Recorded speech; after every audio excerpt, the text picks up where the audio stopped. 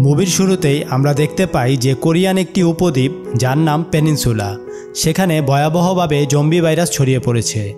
এরপর আমরা ক্যাপ্টেন জং সিওককে দেখতে পাই, সে তার বোনের পরিবারকে একটি জাহাজে নিয়ে যাচ্ছিল। সেই জাহাজটি তাদের কোরিয়া থেকে বাইরে নিয়ে যাবে। রাস্তায় তাদের একজন ব্যক্তির সাথে দেখা হয়। সে তার কাছে সাহায্য চাচ্ছিল, তার সাথে তার স্ত্রী এবং 2 কন্যাও ছিল। জং সিওক দেখে সেই লোকটির শরীরে রক্তের দাগ লেগে আছে। তখন সে ভাবে জম্বি তাকে কামড় দিয়েছে।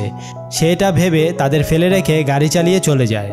পরে তার স্ত্রী তাকে বলে, দয়া করে এখান থেকে অন্তত আমাদের একটি মেয়েকে নিয়ে যান।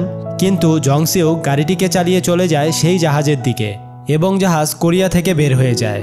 সেই জাহাজটির জাপানে যাওয়ার কথা ছিল, কিন্তু জং সিওক জানতে পারে যে জাহাজটি এখন হংকংয়ে যাবে।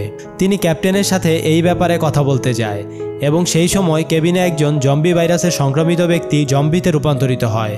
পুরো জাহাজটি সেই জম্বি দেখে ভয় পেয়ে যায়।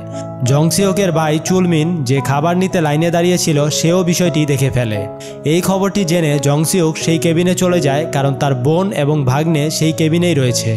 সেই জম্বি কেবিনের বাইরে চলে আসে এবং জং সিওক তাকে তার বন্দুক দিয়ে গুলি করে। পরে তিনি কেবিনে প্রবেশ করেন এবং দেখেন যে কেবিনে তখন যারা যারা ছিল তারা সবাই জম্বি ভাইরাসে ইনফেক্টেড হয়ে গেছে।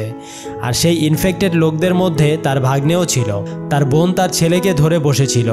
কিন্তু তখন সব ইনফেক্টেড লোক যে কোনো সময় জম্বিতে পরিণত হতে পারে। এটা ভেবে জং সিওক তার বোনকে সেখান থেকে নিয়ে যেতে চায়, কিন্তু তার বোন তার ছেলেকে একা রেখে যেতে চাচ্ছিল না। এবং একটু পরেই সব ইনফেক্টেড লোক জম্বিতে রূপান্তরিত হয় এবং তাদের উপর আক্রমণ শুরু করে। জং সিওক সবাইকে হত্যা করার চেষ্টা করে এবং দেখে যে তার সংক্রামিত ভাগ্নে তার মাকে কামড়াচ্ছে। এই জিনিসটি দেখা সত্ত্বেও সে কিছুই করতে পারেনি। এদিকে চুলমিনও সেখানে তখন এসে পড়ে, কিন্তু জং সিওক দরজা বন্ধ করে তাকে সেখানেই আটকে দেয়। কেবিনের সমস্ত জম্বি তার বোনকে খাচ্ছিল, কিন্তু সে সবকিছু তার চোখের সামনে দেখছিল। তারপর আমরা জানতে পারি যে এখানে যা কিছু হচ্ছে সব 4 বছর আগের ঘটনা। সেই জাহাজে কিছু ইনফেক্টেড লোক ছিল এবং সেই জাহাজটিই ছিল হংকং যাওয়ার শেষ জাহাজ। তারপর আমরা 4 বছর পরের ঘটনা দেখি। আমরা সেখানে চুলমিন এবং জংকে দেখি, যারা তখন হংকংই থাকে। হংকংয়ের লোকাল লোকেরা তাদের পছন্দ করে না, কারণ তারা উদ্বাস্তু ছিল। একদিন একটি গ্যাংয়ের সদস্যরা সেখানে আসে এবং তারা তাদের বসের কাছে নিয়ে যায়।